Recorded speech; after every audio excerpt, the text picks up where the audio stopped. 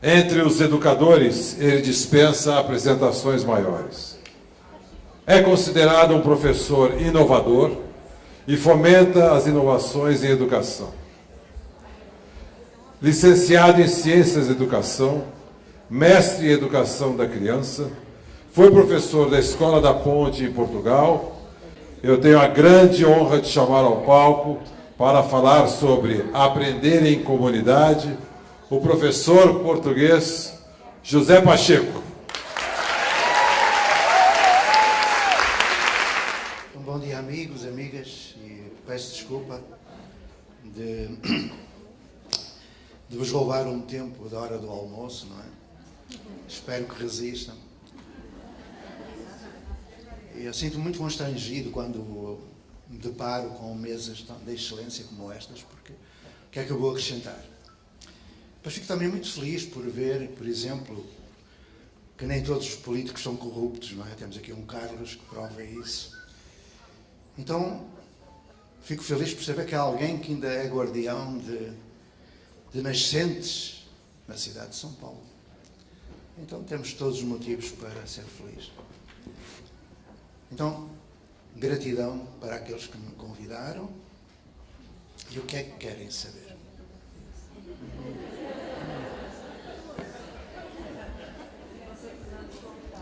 É só fazer um gesto assim com a mão e tal. Se houver um microfone por aí, será ótimo. Isto não é uma blague.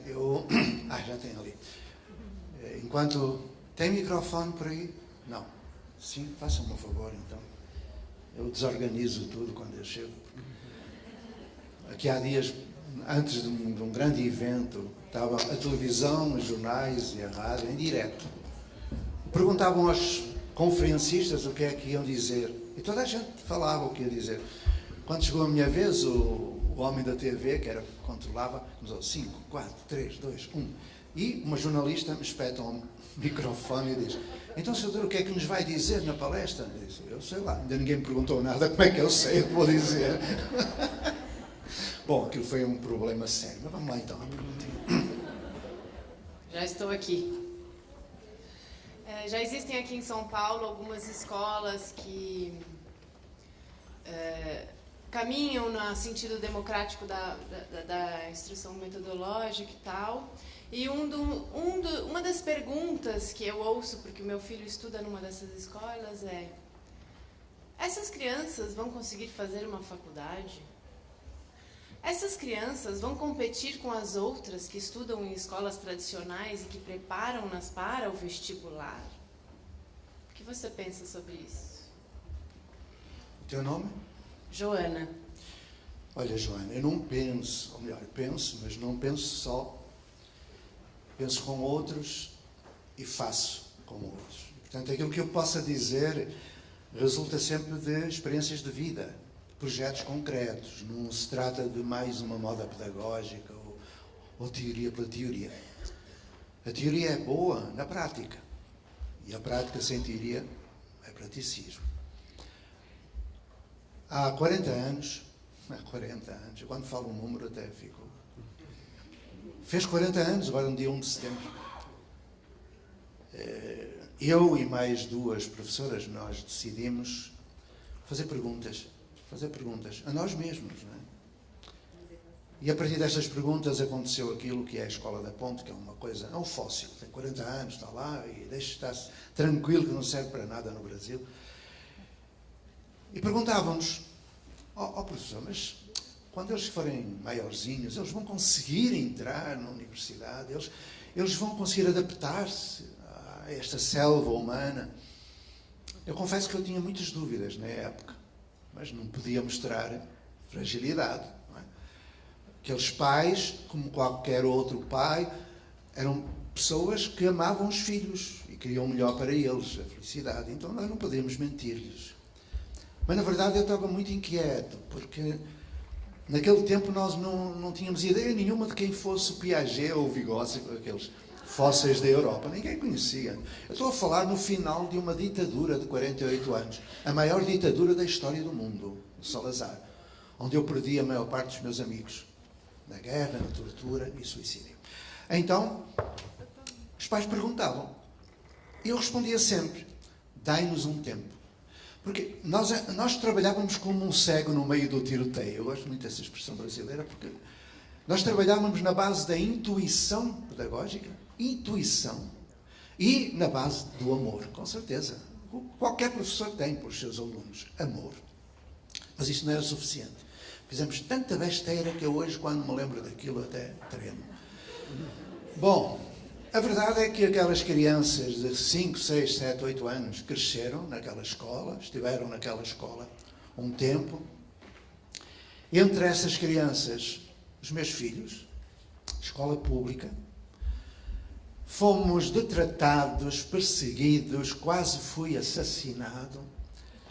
É uma história longa que um dia talvez conto para impressionar.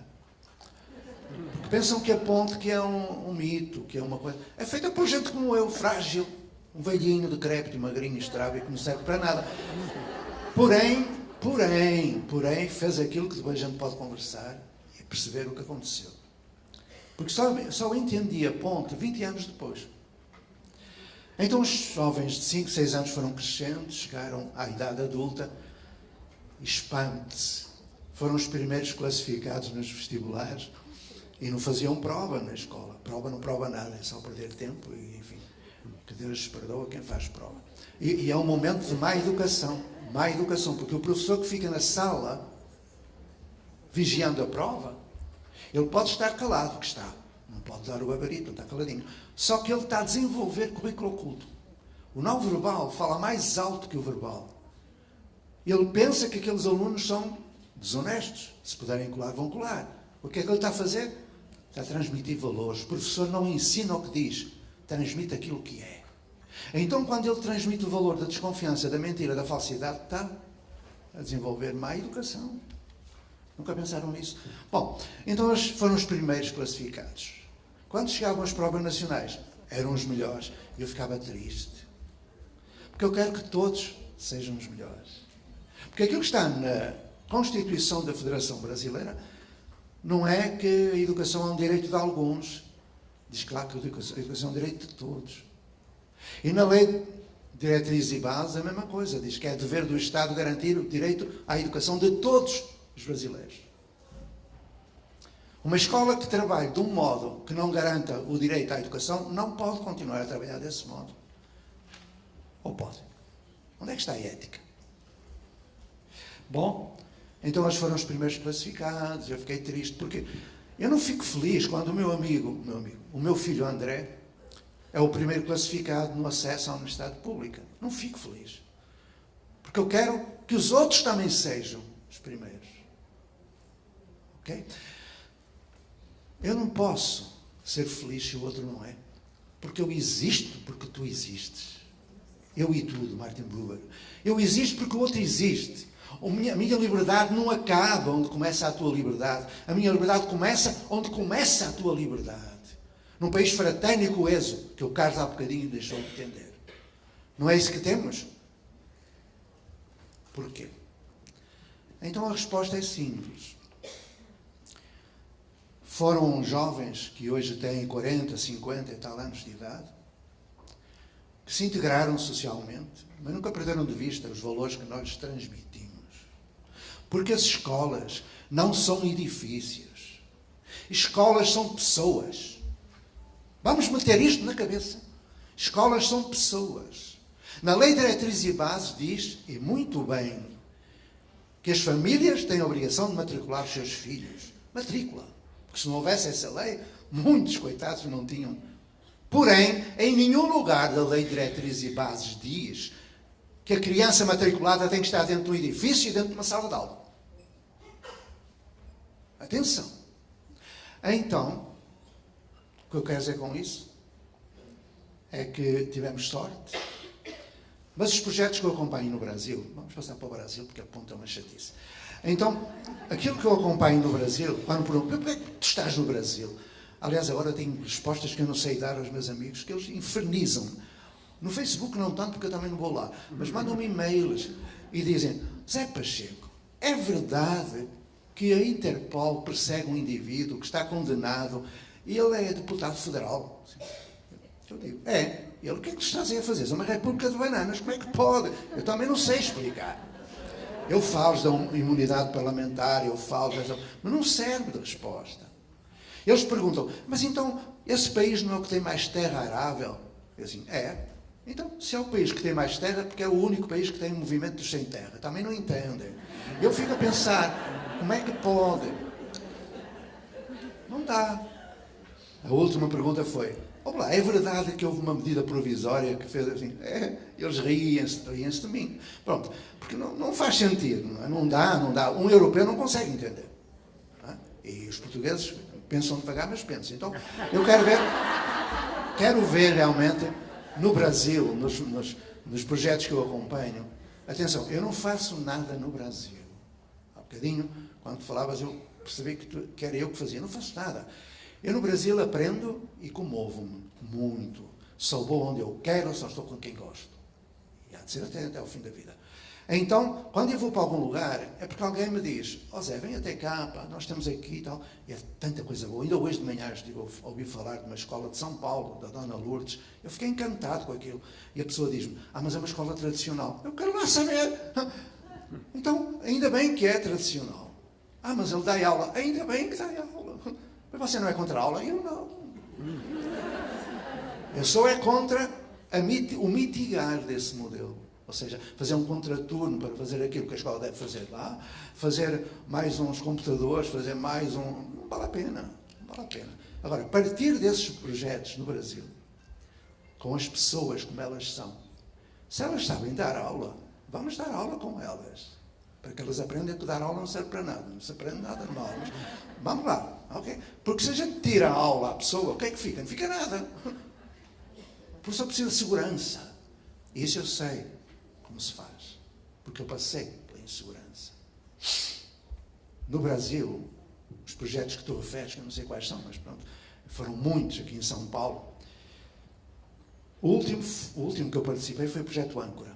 Eu digo que participei porque, quando eu me dei conta, eu estava a ser, enfim, estava a contrariar um dos pilares da educação. Não são 4, são 7. Não sei se sabem isso. Há os 4 pilares do Delors, que é o aprender a ser, o aprender a conhecer, o aprender a conviver e o aprender a fazer. E há mais 3 que nós inventamos, ou melhor, não sei se inventamos, lá na ponte, que é o aprender a desobedecer, o aprender a desaprender e o aprender a desaparecer. Então, é verdade. Porque a política brasileira no campo da educação é neocolonialista. Fazem depender. Tem dever de obediência hierárquica, enfim, é uma coisa complicadíssima. No Ministério do Ensino Caduco. Agora, nós estamos... É o MEC. Então nós estamos com outro MEC. Nós temos outro MEC. Eu digo nós, depois explico, se quiserem eu explico. MEC, que é o Movimento da Educação Contemporânea, que é Bom, depois eu explico. Nesses, se quiserem, se me perguntarem, ficam sem saber.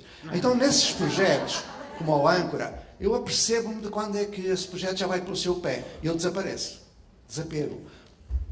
Agora estou a viver em Brasília, a acompanhar outro projeto, 15 comunidades de aprendizagem no Distrito Federal. É para mudar.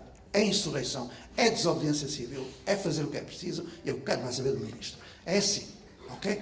É a partir dessas escolas que aí estão que se pode realmente devolver ao Brasil a dignidade e ao professor condições de se cuidar e de ser cuidado. Os jovens que resultam desses projetos são seres integrados que nunca se esquecem dos valores que lhes transmitimos. Porque escolas são pessoas, as pessoas são os seus valores. E quando esses valores são transformados em princípios de ação, dão origem a projetos.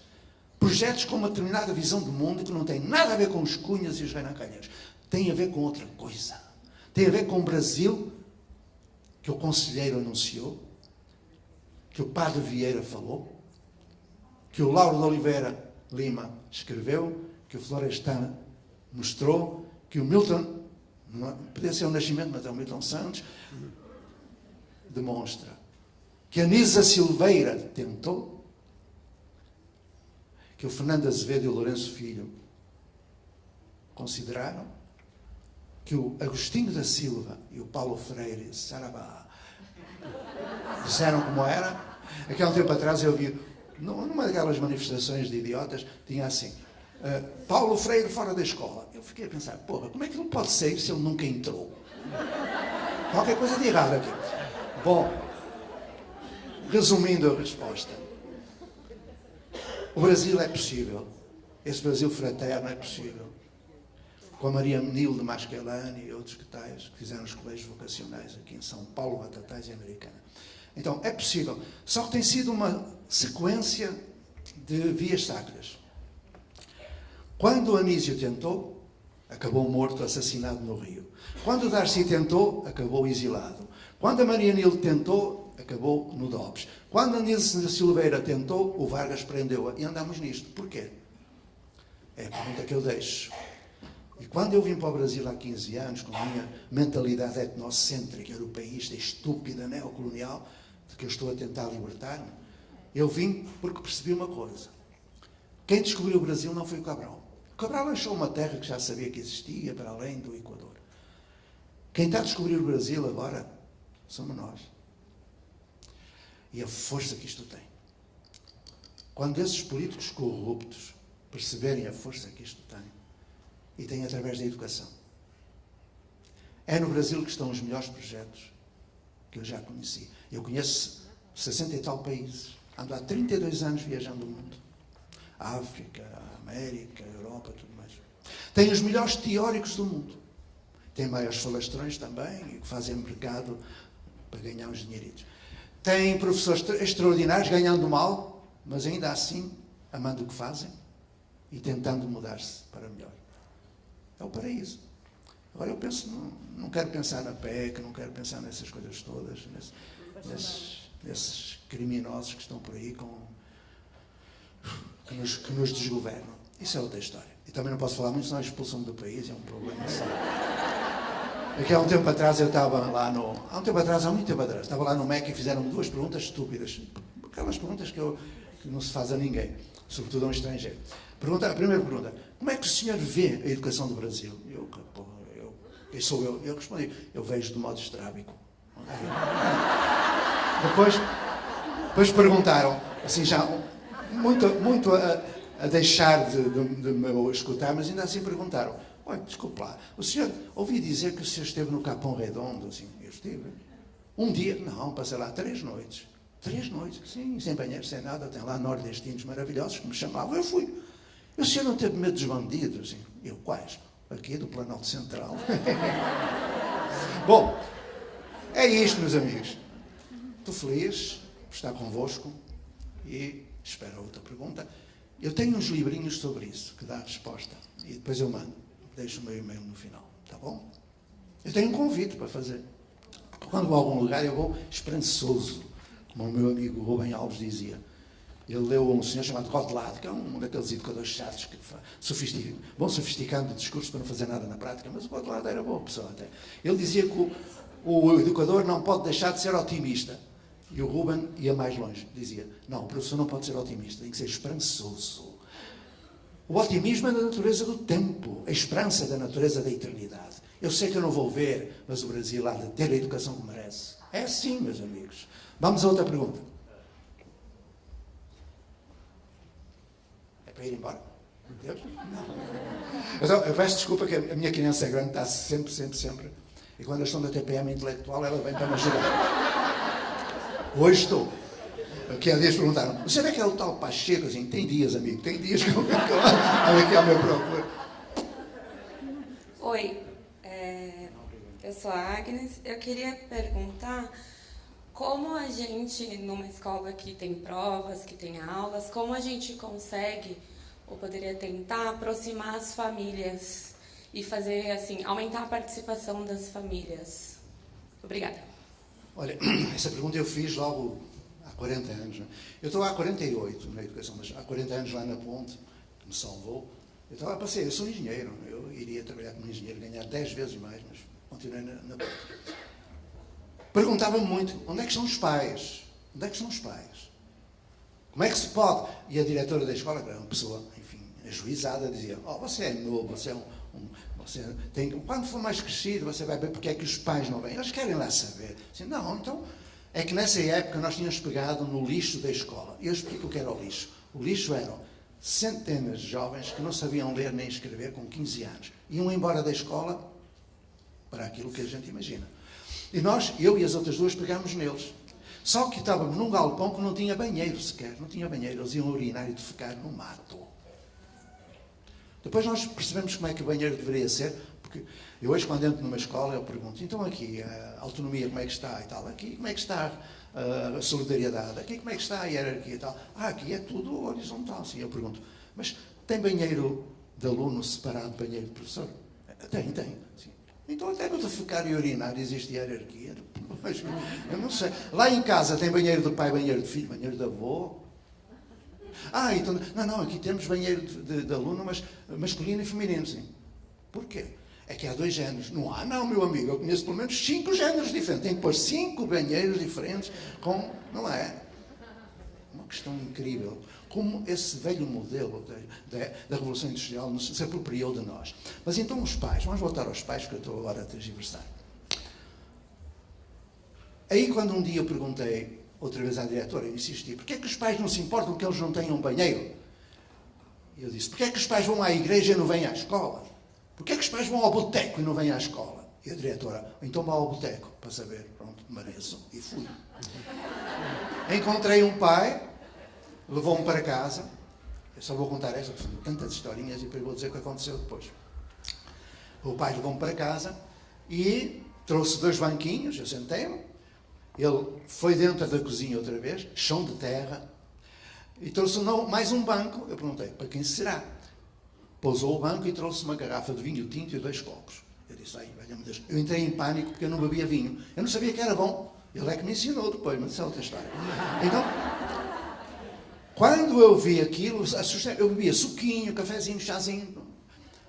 Eu era vegetariano, macrobiótico, era uma coisa assim estúpida, naquele tempo que a gente faz as coisas. Então, o homem começa, blá, blá, blá, blá, blá, blá, blá, eu começo, blá, blá, blá, blá, blá, blá, e o homem não falava. Eu, caramba, deixa ver se é por causa do vinho.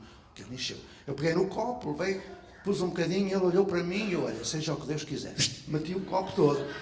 Um arrepio. Ele, bumba, e encheu outra vez. E eu comecei, blá, blá, blá, blá, e ele não falou. Pelos vistos, a medida era mais que um copo e eu bebi o segundo. Ao fim de 4 ou 5 copos, eu comecei a ouvir a minha voz assim.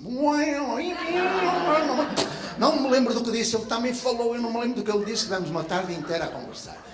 O que aconteceu? Vamos fazer um enquadramento teórico. Foi o primeiro pai, já vão ver o que aconteceu com ele. Foi o primeiro. Eu não tenho isto escrito, senão não estaria a falar, porque o que eu tenho escrito, quando me perguntam, devo ler. Vocês sabem ler, não vou falar aqui o que está escrito, não sou papagaio. Então, mas agora, este eu não tenho escrito, eu tenho que falar.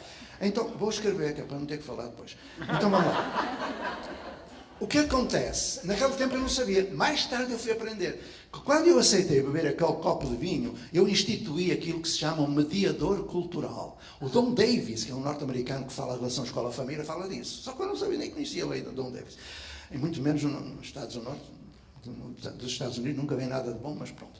Então, é verdade. Veio agora uma coisa chamada aula híbrida, que é uma coisa horrorosa, que lá se chama blended learning. Aula. Bom, mas vendeu por milhões para as universidades de São Paulo.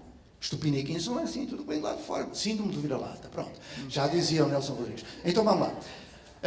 Quando eu deixei de perceber, porque estava completamente bêbado, eu deixei de utilizar o jargão.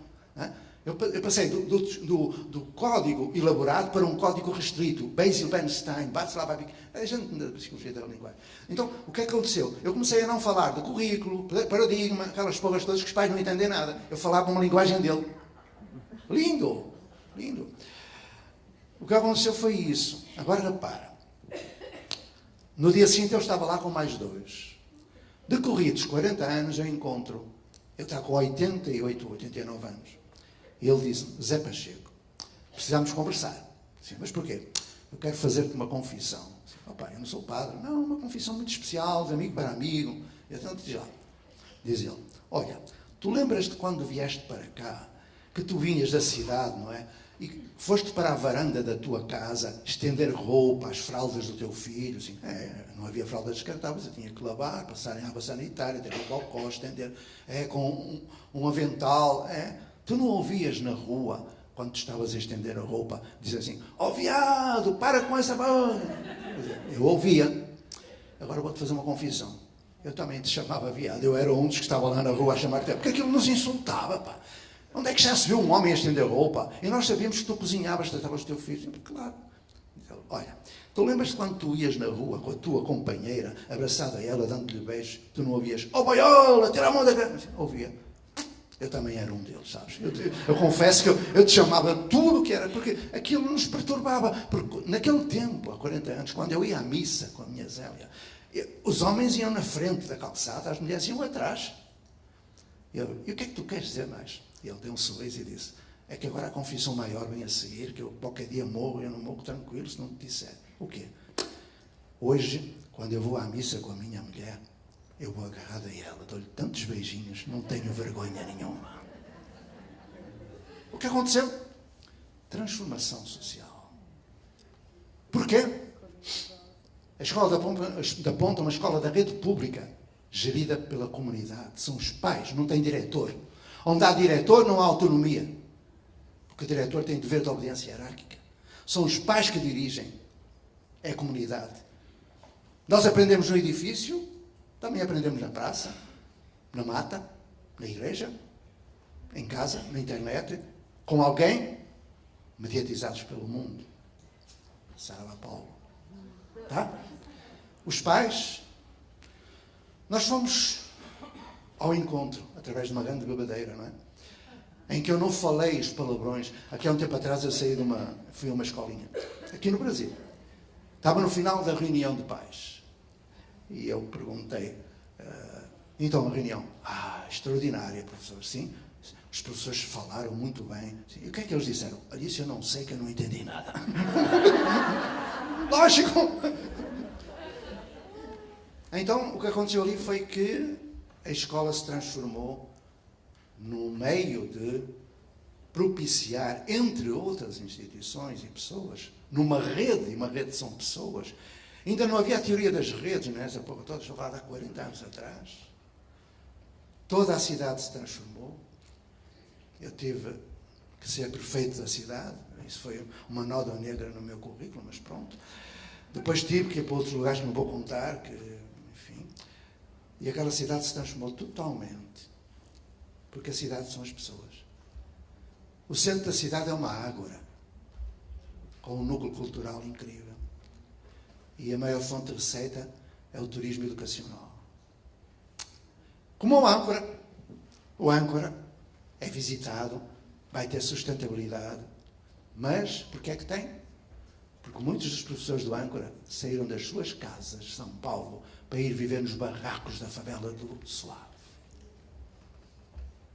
Porque muita gente que lá dentro fez uma horta, mandala, agora está a trabalhar as hortas nas casas para a sustentabilidade alimentar da comunidade. Porque ajudamos com as famílias a construir projetos de vida. Um jovem que antes ia queimar ónibus, hoje faz cisternas para recolha de água de chuva. Um jovem outra que entrou com os pingos de chuva. Alguém viu a abertura das Olimpíadas? Viram a MC Sofia? Pois é. É do âncora. E por aí vai. Os pais das favelas, enfim, muitos estão assassinados ou presos, mas alguns estão lá. As favelas têm gente maravilhosa. Os criminosos são 1 ou 2%. Mas atenção aos criminosos, que um criminoso não nasce criminoso. É uma construção social.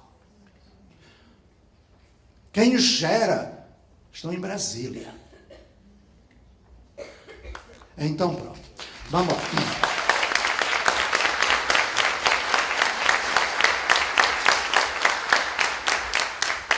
Querem ver um bocadinho do âncora?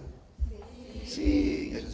Eu vou passar o último dos vídeos. Passou há 15 dias na Globo. Na Globo. A Globo tem excelentes programas que passam entre a meia-noite e às 6 da manhã. Este foi passado às 5h30. Às 5h30. Bom dia, São Paulo. Vamos lá ver. Não tem. Os alunos é quem decidem o que vão estudar, o que vão ler, qual atividade vão ter. E aí você com a criançada em casa deve estar pensando, essa escola é uma bagunça, né? Só que não. Esse é o projeto âncora, que funciona em Cotia, na Grande São Paulo, O método de ensino lá é tão inovador que, aliás, já foi selecionado junto com outros 11 projetos em todo o mundo para virar um documentário produzido pelo canal Futura. A gente foi lá conhecer o que essa escola tem de tão especial. Dá uma olhada. Logo na entrada, em vez de um prédio tradicional, tem uma tenda de circo. E não é o único espaço diferente dessa escola. A Duda foi a nossa guia e me levou direto para conhecer o ateliê de artes. É porque hoje é o único dia que eu posso ir. Porque na segunda, 1 hora eu tenho teatro, na terça, 1 hora eu tenho história de bolso, na quarta-feira tem roda geral com o grupo todo, hoje eu tenho ateliê e na sexta eu tenho educação física. Poxa, mas é coisa dessa, hein? É. No ateliê, enquanto a Duda encapa o caderno, cada um faz uma coisa diferente. Eu tô fazendo um projeto de sistema solar e aí eu tô fazendo uma maquete. Eu tô brincando com massinha. O Gabriel buscou na internet um jeito de construir um barco. Eu vim aqui na terça, nessa semana, e a gente viu no computador algumas coisas com garrafa PET. E a gente foi procurando e a gente achou o barquinho. Na escola mantida pela ONG Projeto Âncora, não tem sala de aula. Todos os espaços são oportunidades de aprendizado para 200 crianças e adolescentes de baixa renda que moram em Cotia, na Grande São Paulo. Meu papel é mediar, né? Não colocar o que eles vão fazer. Eles vêm para cá sabendo que, eu queria fazer, imaginar alguma coisa que ele estava afim de fazer já. Ajuda a achar o caminho e a utilizar os materiais. No refeitório, esse chucrute foi feito pelos próprios alunos. Um amigo meu teve uma ideia de fazer essa receita, por ele ter ouvido alguém falar e gostou muito da ideia. Aí ele colocou um cartaz de inscrição, a gente se inscreveu, aí a gente veio, fez, e depois a gente começou a conversar sobre o chucrute e depois surgiu a ideia da gente fazer uma oficina de culinária. Para andar de skate, antes tem que limpar a pista. A gente limpa para poder andar, é pra gente mesmo que a gente faz as coisas. Esse brinquedo, que hoje diverte as crianças, foi feito a pedido dos alunos com material que seria descartado e já serviu para ensinar muita coisa para eles. A gente calculou o perímetro, o ângulo, o tamanho. Nós calculamos praticamente tudo.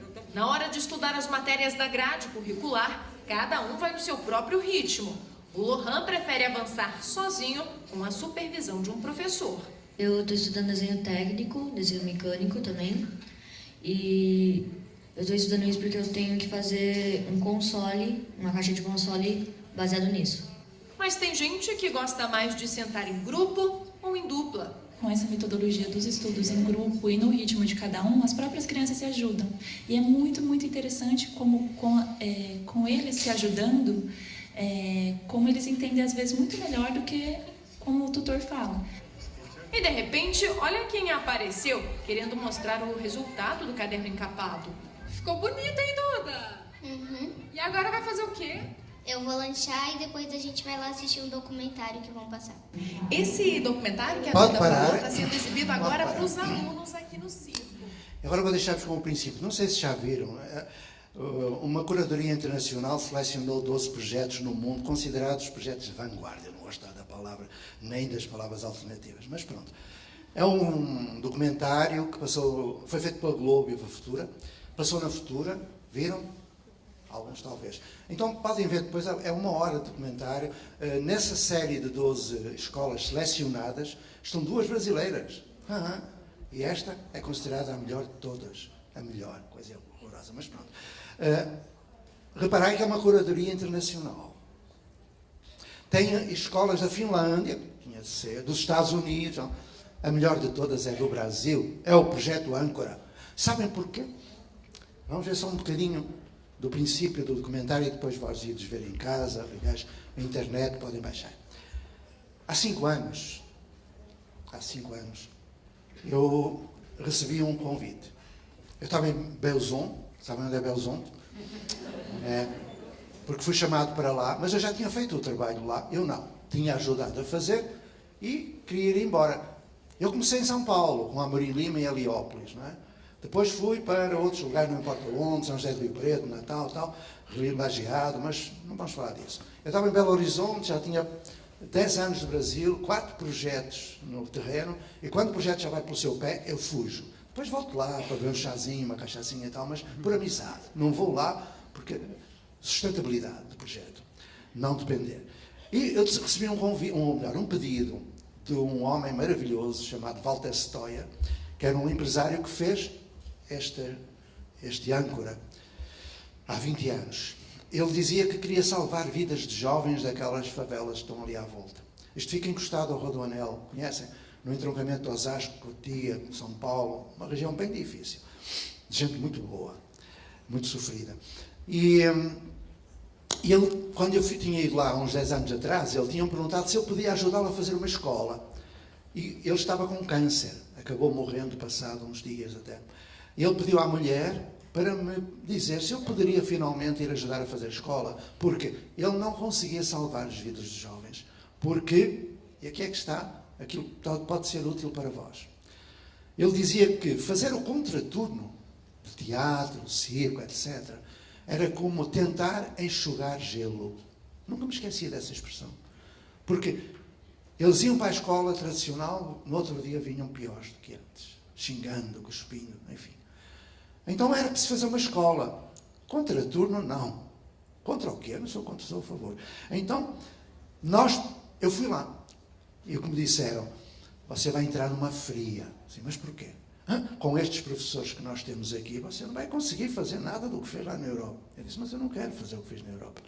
Mas com estes professores você não consegue. Eu perguntei, eu tenho outros professores? E a pessoa, não, só são estes. Eu disse, então é com estes. Ele, você é louco. Já me disseram isso e arrependeram-se. Bom, começamos, meus amigos, com homens e mulheres, numa pequena equipe, com centenas de jovens jogados fora das escolas. Jogados fora. Nem vos vou contar as histórias desses jovens, que alguns... Só temos classe D, E e F. Já perceberam? Nem classe C. Mas vamos ter agora, finalmente, vamos, porque as crianças são todas bonitas, vindo do A, B, C, D e F. São todas. Só que nós só trabalhamos com negros e negros quase brancos e brancos quase negros. Está ali. Aquela gente que ali está... Partimos com professores que deram aula 20 anos, 30 anos. Aula. Ok. Fomos dar aula. Como é que se aprende a fazer avaliação formativa contínua e sistemática? Dando aula. É. Como é que se aprende a fazer roteiros de estudo, o trabalho de pesquisa? Dando aula. Lógico. Aproveitar o que as pessoas são. Meus amigos, o Brasil tem uma escola de IDEB 10. Está ali. Não custa nada. IDEB 6 ou 7 é miserável. 8, péssimo.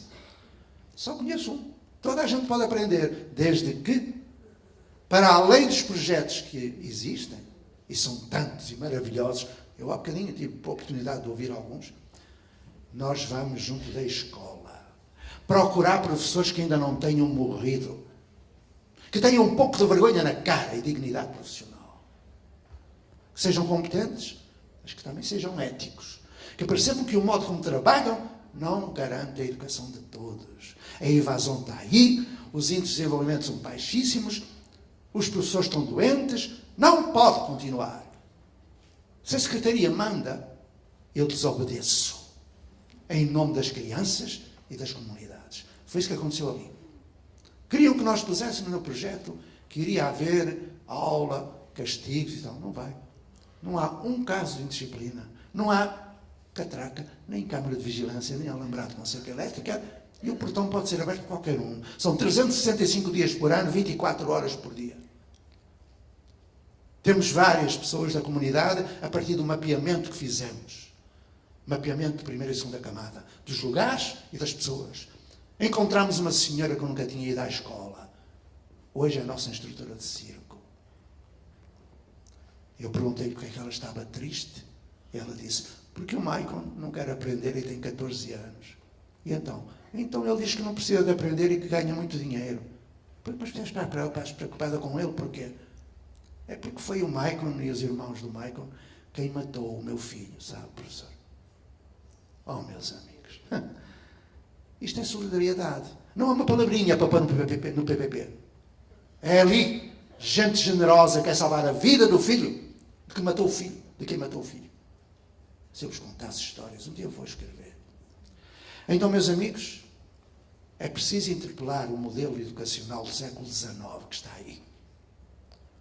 Aula não serve para nada, a não ser para gerar obediência formal. Prova não prova nada. E é preciso que alguém o diga, com todo o respeito que eu tenho para quem dá aula, porque ela está dentro de nós. É a nossa cultura profissional. Meteram-nos isso cá dentro. Porque professor é a única profissão em que o estágio é feito antes do curso. O médico faz medicina e vai fazer residência. O engenheiro faz engenharia e vai para um consultório de engenharia. O professor não. Aos 6 anos entra em estágio. Agora vai entrar aos 4. E anda 12 anos a ouvir aula. Vai para a universidade mais 4 anos de aula. Ele ouve falar do Piaget e do Vygotsky. Só que ele vai dar aula. O Piaget não está na sala e o Vygotsky fugiu. Ou seja, não serve de nada. E os cursos de pedagogia é bem a história. Quando eu fui trabalhar na Faculdade de Pedagogia, eu percebi qual era o drama. Vieram com os TCC do ano anterior. Ó, pessoal, está aqui, os trabalhos que se faz são estes. Disse. Eu li, era assim. E Piaget disse, 2 pontos, e Vygotsky disse, ó, meus filhos, eu não sou fofoqueiro, quero lá saber do que Piaget disse. Eu quero, é produção de conhecimento. Isto é cópia. Eu faço 2 teses de doutorado no fim de semana, é só copiar. O fulano disse, o ciclano disse, quero lá saber do que ele disse. Quero produção de conhecimento. Então nós temos um problema sério. Porquê é que continua a haver aula? Eu vou dizer porquê, e depois vamos ver um bocadinho, então, de uma professora do âncora. E depois vais ver em casa o resto. Um dia eu acabei a minha palestra, eu vinha a descer do palco, tinha um palco imenso. Ali eu sinto muito mal aqui, mas pronto, ali é muito estreitinho, senão estaria ali embaixo. Quando eu li o Freinet, eu percebi certas coisas. Mas pronto, não tenho nada contra o palco, aceito a posição em que eu estou, que é aula. Eu aceito. Não concordo, mas aceito. Então eu vinha a descer do palco e a subir para fazer a segunda palestra um grande amigo meu, um professor universitário que vós bem conheceis. Quem é professor já ouviu falar. Ele tem dezenas de livros publicados. Já leram livros dele, de certeza. É um homem de uma inteligência incrível, de uma sabedoria. Ixi, que eu passarei 3 ou 4 vidas para aprender o que ele sabe. Não? Ele ia subindo, eu vinha descendo. Ele agarra-me no braço e puxa-me para trás da cortina. Assim, o que é que foi? Oh, fulano, não vou dizer o nome, com o respeito que eu tenho por ele. E ele, bonito serviço, amigo Zé Pacheco. O que é que foi? Acabaste de estragar a minha palestra? Assim, mas como é que eu nem sei qual é a tua palestra? Tu acabaste de dizer que numa aula não se aprende nada, que uma aula é nefasta, que uma aula não ensina. E toda a gente ficou calada. 1.900 professores calados e eu também. Ninguém contestou. Assim, pois não, eu até gostaria que contestasse. Não, mas não contestou. E então agora o tema da minha palestra é planejamento de aula. E eu disse, e agora como é que tu te vais despachar? Diz ele, eu não sei. Eu dizia, mas tu não leste o Vygotsky, L'Oréal, Leontin, Bakhtin, Montessori, Piaget, Vallon, Pierron? Li tudo isso, Zé. E então tu não sabes que aula é inútil e prejudicial? Eu sei. Assim, pô, então se tu sabes, porque é que não vais dizer isso ali? Porque é que me deixas sozinho a falar isso? Ele olhou para o chão e foi uma situação que eu ainda hoje lembro, que eu desapareci dali. Diz ele, sabes, Zé, mas assim com os olhos no chão, sabes, Zé, eu estou há muito tempo naquela faculdade e no início de cada semestre eu sou obrigado a fazer o cronograma das aulas, a colocar a matéria que eu vou dar nas aulas e a dar aula. Eu tive uma pena daquele homem, nem o abracei, saí dali muito incomodado, fui-me embora e não voltei a ver. Aliás, não sei o que vai acontecer quando eu ouvir. Porque aquilo ou é esquizofrenia ou é um sofrimento profundo. Porra. Eu quando cheguei à Faculdade de Pedagogia, lá em Portugal, aqui não é assim, portanto, o que eu vou dizer foi em Portugal há 30 anos atrás, que me convidaram para fazer formação lá inicial. Eu fui e cheguei lá, o que é que eu fiz? Estavam 174 jovens no auditório, aula comício, não é? Eu disse, meus amigos, o que é que querem saber? Como eu fiz? Eles olharam para mim e disseram, não é assim, sim. Não é assim o quê? Não, aqui na faculdade não é assim, sim. Então como é que é? Dizem, eu vou explicar. O professor chega, não faz como você, ele vai projetando os slides, sim. Vai projetando e não pergunta o que vós quereis saber. Não, estranho. E o que é que ele faz? Ele vai lendo o que está nos slides, sim. Vai lendo. Vós sois analfabetos, não sabeis ler, é preciso um papagaio ler o que está lá. Olha, desculpa lá. E o que é que está lá nos slides? Está a matéria que está nos livros do Piaget. Assim, espera um pouquinho. Deixa ver se eu entendo. Tu sais de casa, enfrentas um trânsito horroroso à procura de uma vaga para um carro que não existe, para entrar numa faculdade, ir para uma sala de aula, para ouvir um papagaio dizer aquilo que tu podes ler em casa, na rede, tomando um chazinho. Pá. O que é isto? Agora até na internet. Naquela época eu não havia internet, mas podia ler o livro. Eu não entendi nada daquilo. Só que me assustou bastante. Claro que aqui no Brasil nunca isto aconteceu. Lá foi há 30 anos, espero que não aconteça agora. Bom, e vamos ver então uma professora que deu 20 e tal anos de aula, abrindo o Destino e Educação. Façam-me um favor, só 2 minutinhos para verem o que aconteceu com esta pessoa. Ela deu aula durante 20 e tal anos. A gente recebe muitas visitas. E tem umas perguntas que a gente não escapa. A primeira é onde estão as crianças. Porque como eles não ouvem barulho, não ouvem gritaria, não ouvem confusão, eles perguntam, voltaram hoje? E a gente, não, está todo mundo aí e tal. E a outra questão é querer entender se não tem aula, não tem turma, não tem série, não tem prova, o que é que tem? Tem relação humana.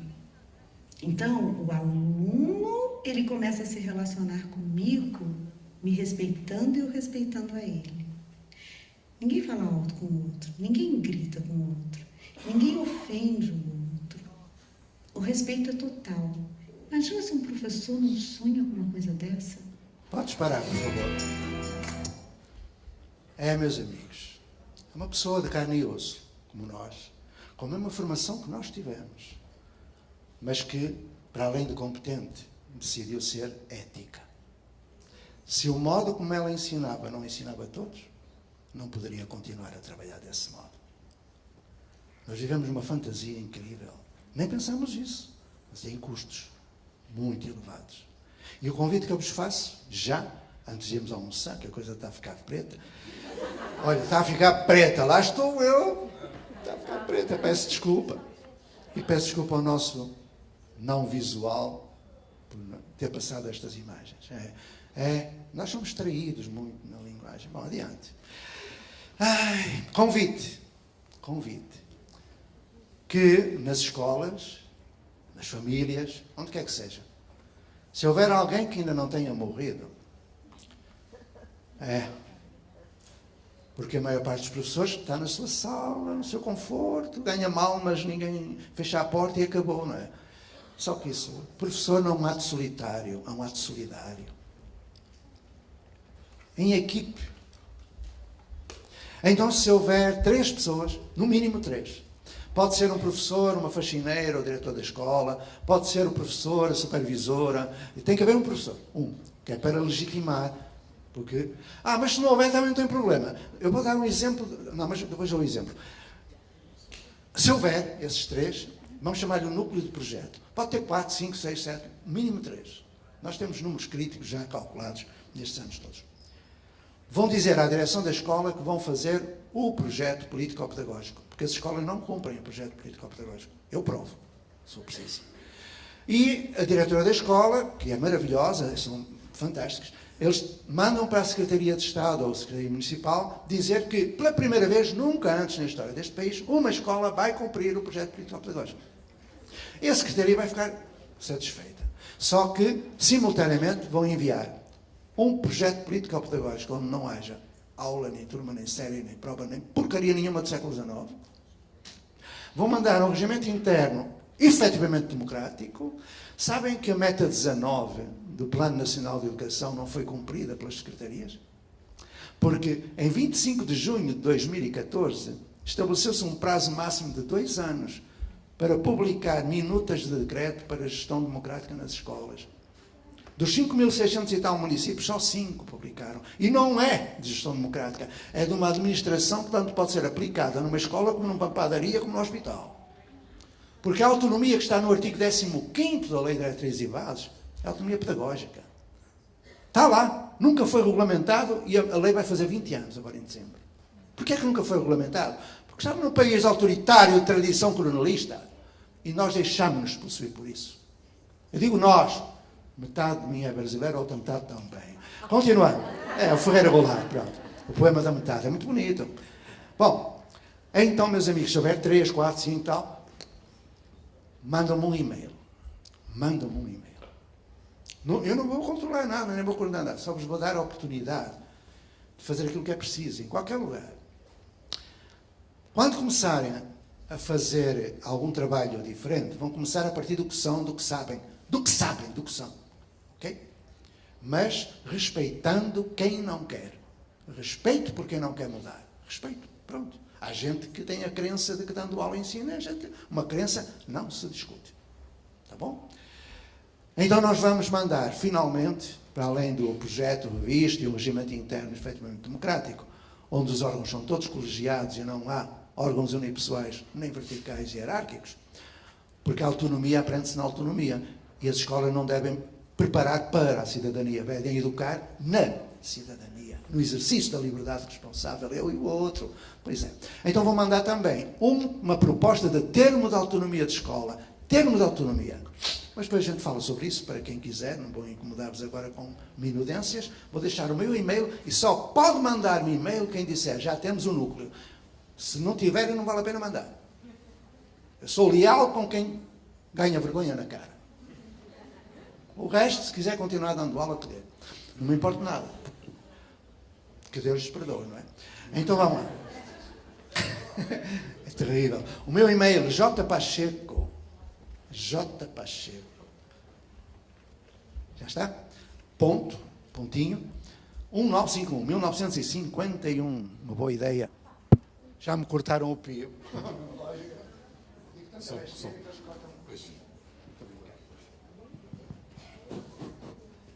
Dá para ouvir? Som. Voltou. Na mão do brasileiro funciona logo. Agora, continua. Eu gosto imenso de anedotas portuguesas. Aliás, não há muitas, só há uma. O resto é tudo verdade. Então vamos lá. jpacheco.1951@gmail.com. Eu depois passo-vos umas coisinhas que eu tenho lá.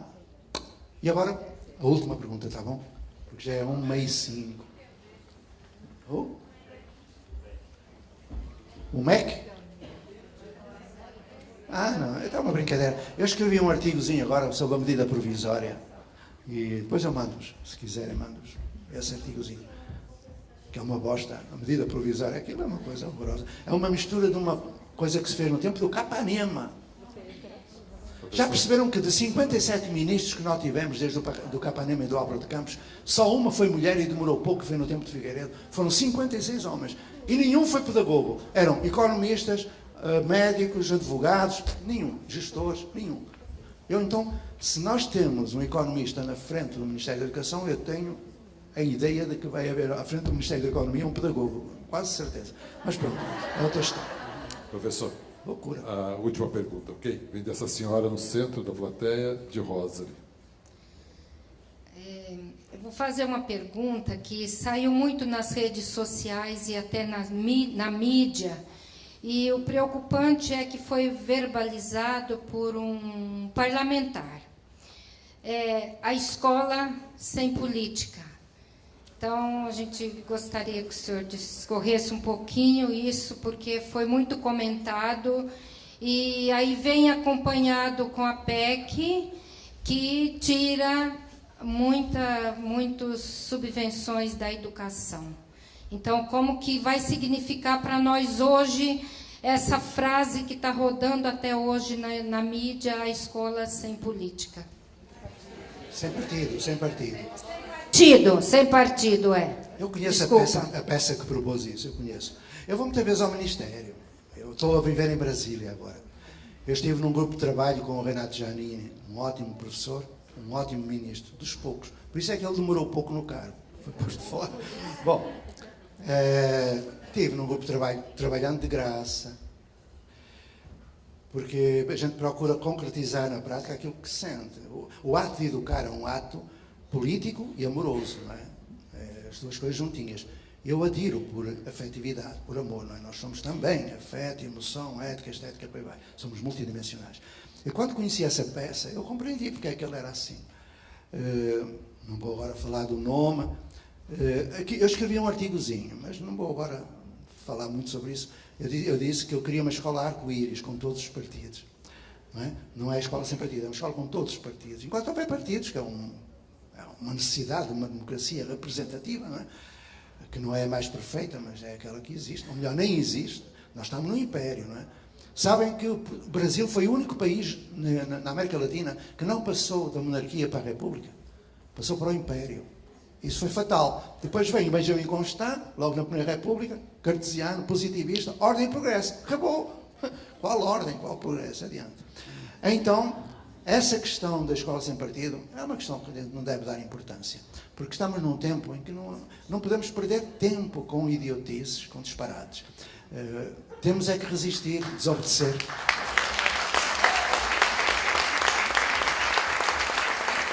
Se foi a última pergunta, eu vou-me embora, mas antes, como isto ficou um bocadinho pesado, posso contar 2 historinhas numa só? Sim. Posso? É que eu falei um bocadinho da solidariedade. E cá vai. 2 historinhas de solidariedade no mesmo dia. Aconteceu há uns 30 anos atrás, 30 e tal. No mesmo dia chegaram 2 crianças à ponte. Uma de 15 anos, uma de 7. 15 anos, expulso de outra escola. Tinha espetado uma faca na professora. A escola da ponte acolhia tudo. Síndrome de Down, paralisia cerebral, espina bífida, autista, tudo. Aluno que matava a professora na outra escola, podia vir para a nossa. Enfim, era uma festa. Então veio um jovem que fazia automutilação. Ele cortava-se com navalhas, lâminas, e viam o sangue a correr e ria como um louco. Ele entrou na ponte, o que é que ele faz? Direto para a cozinha para pegar numa faca. Não o deixaram pegar na faca. O que ele fez foi ao banheiro e urinou no cesto dos papéis. Claro que nós na ponte não temos aquelas coisas no banheiro. Por favor, urina dentro do vaso. Por favor, dá a descarga, por favor.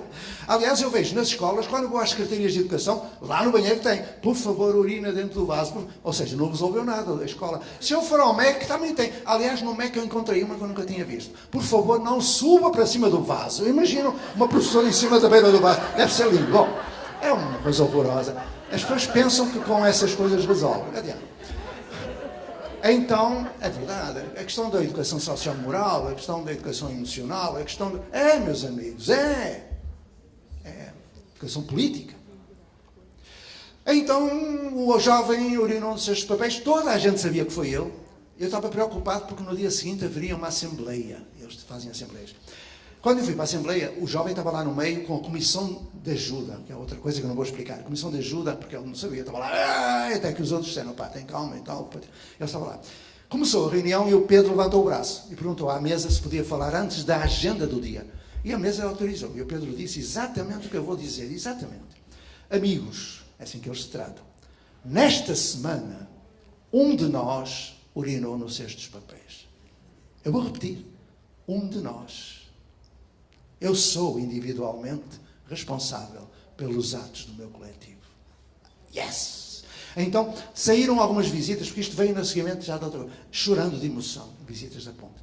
E ele continuou, eu quero perguntar se há amigos que ajudem um de nós a não voltar a fazer isso. Todos levantaram o braço e o moço também. Ele sabia que ali ninguém estava para o censurar, para o atacar, para o castigar. Estavam ali para o ajudar. Passado uma meia hora de chegar chegou um outro, de 7 anos, expulso. Eu pensei, expulso aos 7 anos? Grande currículo vitae. Ele aos 7 anos é expulso, aos 10 é preso, aos 15 está assassinado. O pai... O que é que ele tinha feito? Ele fez um relatório. Eram relatórios incríveis. Ele tinha mordido a mão da professora, cortou-lhe uma veia, tirou-lhe um bocado de carne, e a professora foi para o hospital cozer a mão, expulsaram, para onde é que vai? Para a ponte. Ele chegou à ponte, o que é que ele tinha? Vinha com uma fama de mordedor, como aquele do amigo. Ele vinha, amado em pago. Aí ele vai, e eu deixei-o ir. Eu já sei que aquilo é homeostasia, né? Aí, passados uns 10 minutos, eu perguntei, Cília, onde é que está aquele moço que apareceu aí? Ele é parvinho, ele veio pedir. Mas então ele mordeu alguém? Não. Mas então ele... Não, está resolvido. Desculpa lá. Quem resolveu? Nós. Mas quem? Foi o André. Agora vou dizer quem é o André. O André estava lá há meio ano, vindo de uma escola onde tinha posto um professor em estado de coma. Deu pontapés na cabeça do professor, quase o matou. Os funcionários salvaram o professor na última chance. O André tinha 18 anos, 1,80 m, via-se bem. André, vem cá. Ele, diga, professor, vem cá, pá. Ouvi dizer que tu é que resolveste o problema daquela criança. Ele me deu eu chamei-o, senta aqui. Claro, 1,80m, o outro 7 aninhos. Sentei à minha frente e expliquei, professor. Tu era um capeta quando eu vim para cá. E expliquei-lhe que hoje não. Hoje eu tenho respeito por mim mesmo, eu respeito-me e respeito os outros. Eu sou solidário. Disse que eu não podia andar a fazer aquilo. E então, professor, quando eu explico tudo o que a gente faz aqui na escola, ele pega-me na mão para me morder. E tu? Pau! Eu disse, ai Jesus, olhei à volta. Tu não digas a ninguém que bateres na criança. O professor resolveu. Ele levou a lamparina, o tapa, ficou assim meio coisa, então eu tirei-lhe a lagriminha, ajeitei-lhe o olho, tirei-lhe o vermelhão, ajeitei-lhe o cabelinho, dei-lhe um abraço, um beijinho e perguntei, vamos ser amigos? Vamos. Voltas a fazer isto? Não. Está resolvido. Tchau.